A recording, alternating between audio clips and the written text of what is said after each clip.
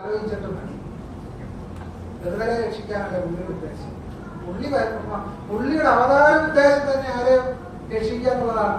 ബ്രാഹ്മണത്വസ്യ രക്ഷണാർത്ഥം, ബ്രാഹ്മണ്യത്തെയും ബ്രാഹ്മണരെയും രക്ഷിക്കുക. അദ്ദേഹം കുചേലൻ എന്ന് പറയുന്ന ഒരു ബ്രാഹ്മണനെ മാത്രമേ സഹായിച്ചിട്ടുള്ളൂ. വേറെ ആരെയും സഹായിച്ച ചരിത്രം ഭാഗവത പുരാണം നോക്കിയാൽ നമുക്ക് മനസ്സിലാകില്ല. ഭാഗവത പുരാണത്തിൽ കുചേലവൃത്തം ഉണ്ട്. ആ കുചേല ലളിതത്തിൽ എന്താ പറയുന്നത്? കുചേലൻ എന്ന് പറയുന്ന ബ്രാഹ്മണനെ സഹായിക്കുന്നതിനെ പറ്റിയാണ്. വേറെ ആരെയും കൃഷ്ണൻ സഹായിച്ചിട്ടുണ്ടോ ഭാഗവത പുരാണത്തിൽ? ഇല്ല. യഥാർത്ഥത്തിൽ കുചേലനെ സഹായിക്കേണ്ട ആവശ്യമുണ്ടോ? ഇല്ല. കുചേലനെ സഹായിക്കേണ്ട ആവശ്യമില്ല. കാരണം കുചേലൻ അത്യാവശ്യം ഭൂമിയൊക്കെ ഉള്ളതായിട്ടാണ് ഭാഗവത പുരാണത്തിൽ പറയുന്നത്. നമ്മളെ ഭൂമി ഉണ്ടെങ്കിൽ എന്ത് ചെയ്യും? കൃഷി ചെയ്യും.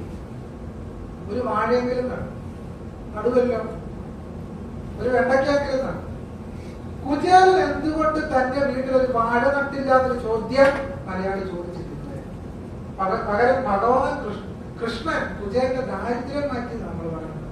ഇയാൾ എന്തുകൊണ്ട് ഒരു 10 വാഴ നട്ടില്ല? അങ്ങനെയാണെങ്കിൽ കൃഷ്ണന്റെ മുമ്പിൽ ഇറക്കേണ്ടി വരുത്തില്ലായിരുന്നല്ലോ.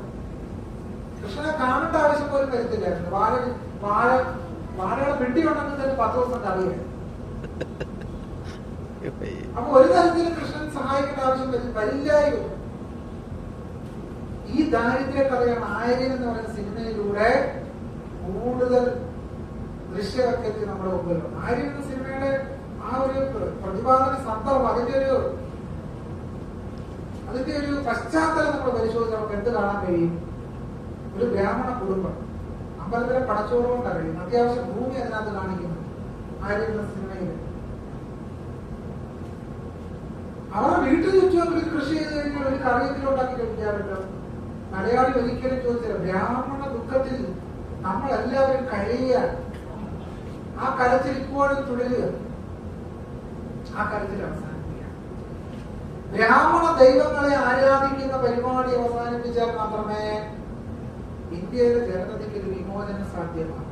ബ്രാഹ്മണ ദൈവങ്ങളെ ഉപാസിക്കുന്നതും ബ്രാഹ്മണ ദൈവങ്ങളെ കാണുവാൻ അമ്പലം കയറി ഇറങ്ങുന്ന പരിപാടി നമ്മൾ അവസാനിപ്പിക്കണം.